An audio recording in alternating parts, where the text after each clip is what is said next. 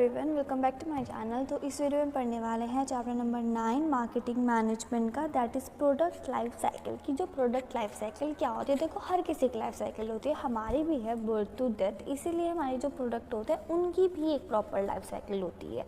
ठीक है, तो अभी इस वीडियो में पढ़ने वाले हैं कि जो प्रोडक्ट लाइफ साइकिल है वो क्या है, कैसे कैसे शुरू होती है, कितनी ग्रोथ पे जाती है, कहाँ से डिक्लाइन होना शुरू करते हैं। तो चलिए शुरू करते हैं।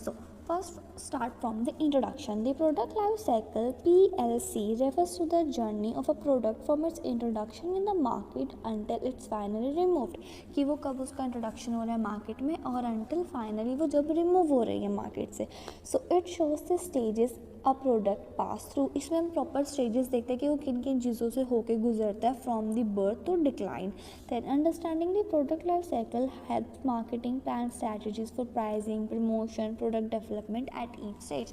अब वो आया है मार्केट में तो काफ़ी सारी चीज़ों पे हमें हेल्प करके जाता है, like decision, price making, promotion वगैरह, इन सब चीज़ों में. So stages of a product life cycle की कौन कौन सी उसकी स्टेजेस होती हैं. सो अभी इंट्रोडक्शन देख लेते हैं कि जो हर प्रोडक्ट होता है उसकी पर्टिकुलर एकदम लाइफ स्पैन होता है. इसकी जो थ्योरी थी, इकोनॉमिक थ्योरी का पार्ट है जो कि डेवलप करता है रायमंड वर्नम इन 1966 में. इसकी डेफिनेशन होती है प्रोडक्ट लाइफ साइकिल से cycle through which product goes through the introduction to withdrawal, कि वो इंट्रोडक्शन से विड्रॉल तक जा रहा है. फ्रॉम द अबव डेफिनेशन, ये कुछ अलग अभी ऊपर जो बुक में डेफिनेशन है उनसे हमारी कुछ चीज़ें मिलती निकलती जुलती हैं. दैट इज़ ईच प्रोडक्ट होता है उसकी एक लिमिटेड लाइफ साइकिल होती है, जो हर प्रोडक्ट होता है उसकी डिफरेंट लाइफ साइकिल होती है. देन अपने चैलेंजेस और अपॉर्चुनिटीज़ पे बेस्ड होता है. देन उसके बाद जो during this different life stages of product life cycle it can be rise और फॉल इन प्रॉफिट. अब प्रॉपर लाइफ साइकिल में प्रॉपर राइज भी आ सकते हैं, फॉल भी आ सकते हैं. जो ईच स्टेज होती है वो डिफरेंट होती है. मार्केटिंग, मैन्युफैक्चरिंग, परचेजिंग, फाइनेंसिंग से सबसे डिफरेंट. तो 4 स्टेज होती हैं basically: introduction, growth, maturity and decline.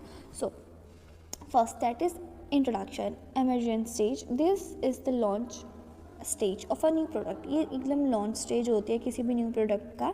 Sales are लो, यहाँ पे सेल्स कम होती है. जो मार्केटिंग एक्सपेंस होते हैं ये ज़्यादा होते हैं. और जो कस्टमर्स होते हैं वो अवेयर नहीं होते हैं प्रोडक्ट के बारे में.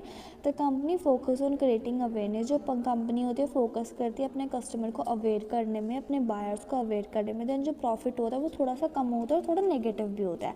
तो जिसकी क्या क्या स्ट्रैटेजीज़ होती हैं, यहाँ पे हम अपने प्रमोशन और एडवर्टाइजिंग पे ज़्यादा फोकस करते हैं. लिमिटेड प्रोडक्ट वेराइटीज़ रखते हैं. Higher price to recover cost. हम तो यहाँ पे थोड़े से प्राइस को हायर भी रख सकते हैं, जैसे कि हम कोस्ट को कम करें. और लोअर प्राइसिंग अट्रैक्ट बायर्स. अगर आप यहाँ पे कस्टमर को अट्रैक्ट भी कर सकते हो अपने प्राइसेस को कम करने के बाद. देन उसके बाद when electric vehicles were first introduce in the market, जैसे कि पहले इलेक्ट्रिक व्हीकल्स आए थे मार्केटिंग में, उन्होंने भी ये स्ट्रैटेजीज अपनाई थी.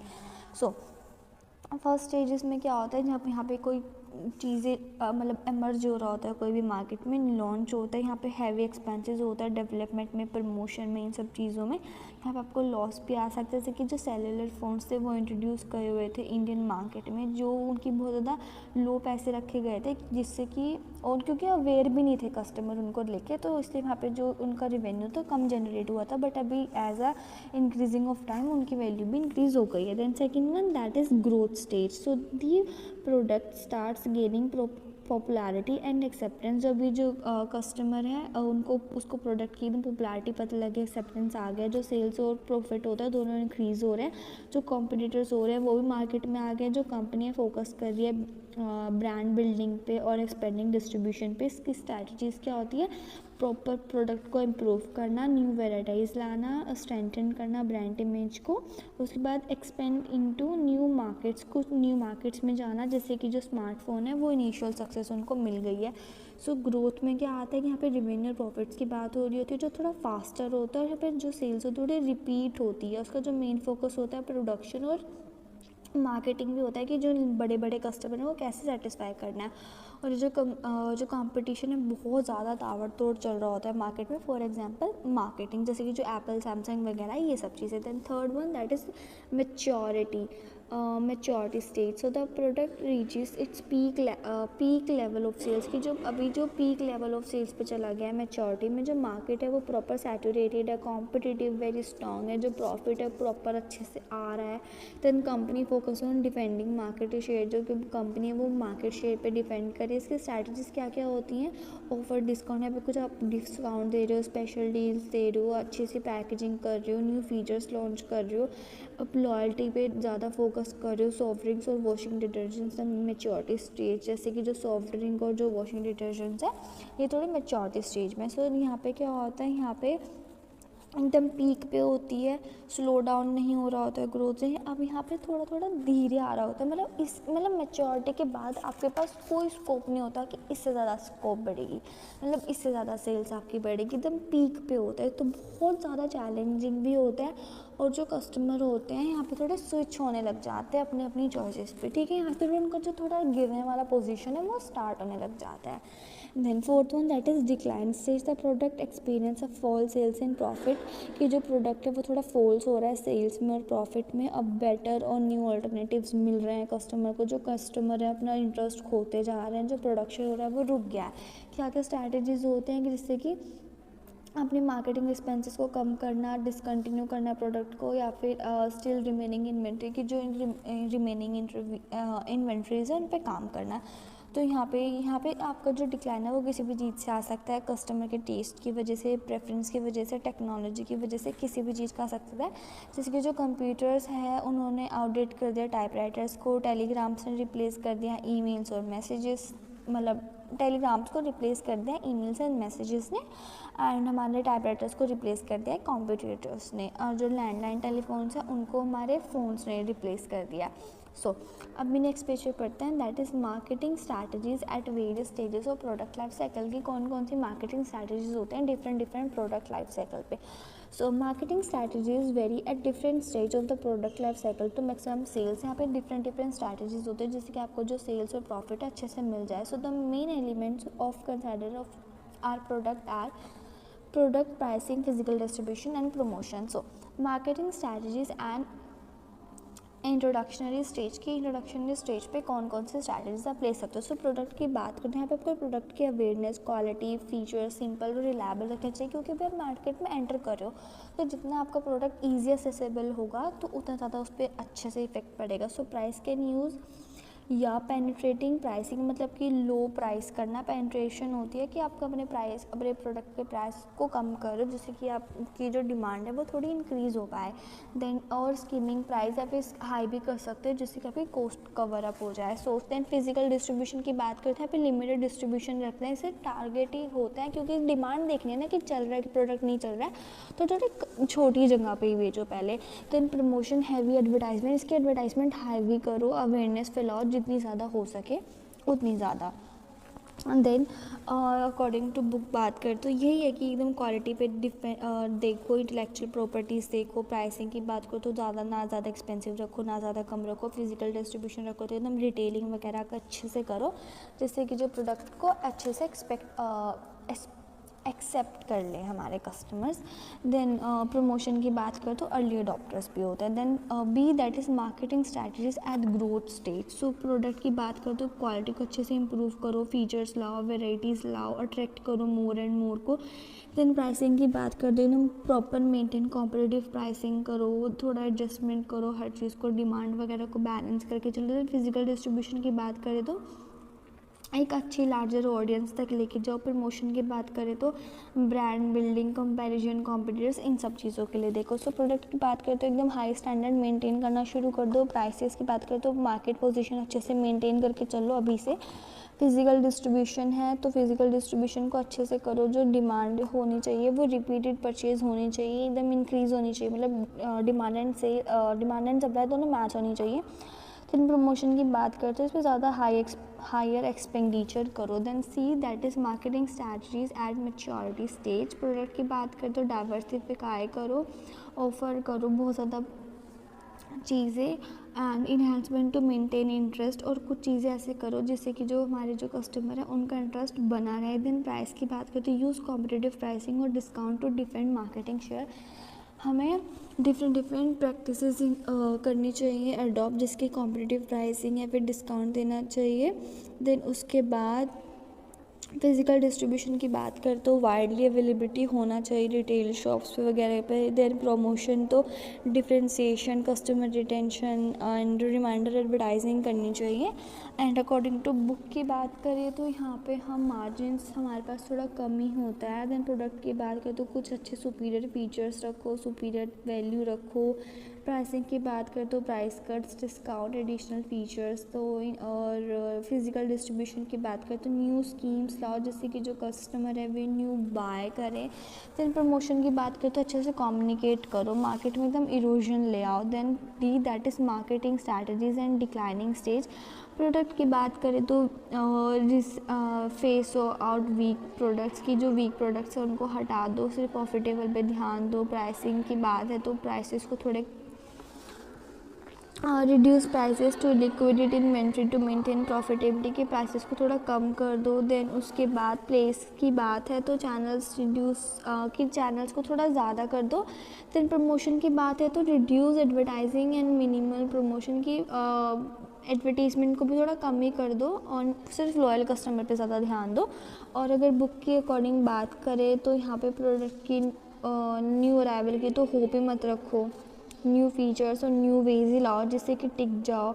और लोअर फोकसिंग पे बात रखो और गुडविल पे मेंटेन करके चलो। बस यही था इसमें तो स्ट्रैटेजीज वगैरह में। नेक्स्ट पार्ट पढ़ते हैं, that is advantages of product life cycle के क्या क्या एडवांटेजेस है। So effective product portfolio management helps manage multiple product efficiently. इससे आपके जो डिफरेंट प्रोडक्ट है आप उसको एफिशिएंटली एकदम मैनेज करके चल सकते हो। Second point that is helps in pricing of new first time products, guides the pricing strategies for launch, कि आप इसको अच्छे से गाइड हो जाते हो किसी भी चीज़ों को लेके आगे आने वाली for the further products.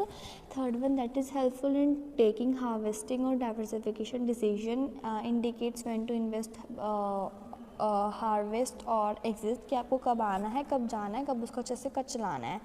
Then fourth one that is help in designing expansion with exit options, support planning for growth और विड्रॉल, की प्रॉपर प्लानिंग को सपोर्ट करो जिससे कि आप ग्रोथ और विड्रॉल देख सको कैसे कैसे करना है। Fifth one that is helpful in designing suitable strategies, कि सूटेबल स्ट्रैटेजीज़ को डिफाइन करना कि कैसे कैसे गाइड करना है, कैसे कैसे लेके चलना है।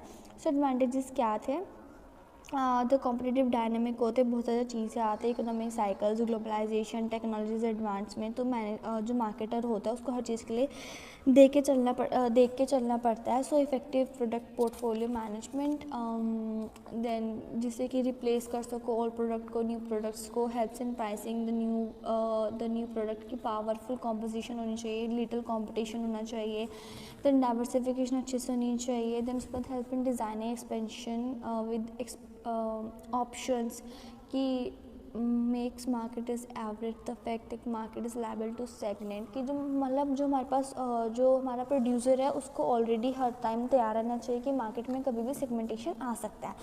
Then limitations of product life cycle की क्या लिमिटेशंस है प्रोडक्ट लाइफ साइकिल की, not applicable to all products, ये सब कुछ हर प्रोडक्ट पे एप्लीकेबल नहीं होता, कुछ प्रोडक्ट होते हैं जो कि फॉलो ही नहीं करते। Then difficult to predict stages, काफ़ी ज़्यादा डिफ़िकल्ट हो जाता है प्रिडिक्ट करना इन स्टेजेस को कि कौन से स्टेज कब आ रही है। Then third one ignore external factors, इसमें एक्सटर्नल फैक्टर्स को इन्वॉल्व कर देते हैं, एक्सक्लूड कर देते हैं, like competitions, technological shift cycles. Then fourth then focus only on sales only, कि सिर्फ सेल्स पर ही ध्यान दे रहे हैं। ओवर सिंप्लीफाइड रियल लाइफ में not show clear cut stages, और रियल लाइफ में इतनी क्लियर कट स्टेजेस नहीं आ रहे होते हैं, सिर्फ ये 4 स्टेजेस ही नहीं होती है।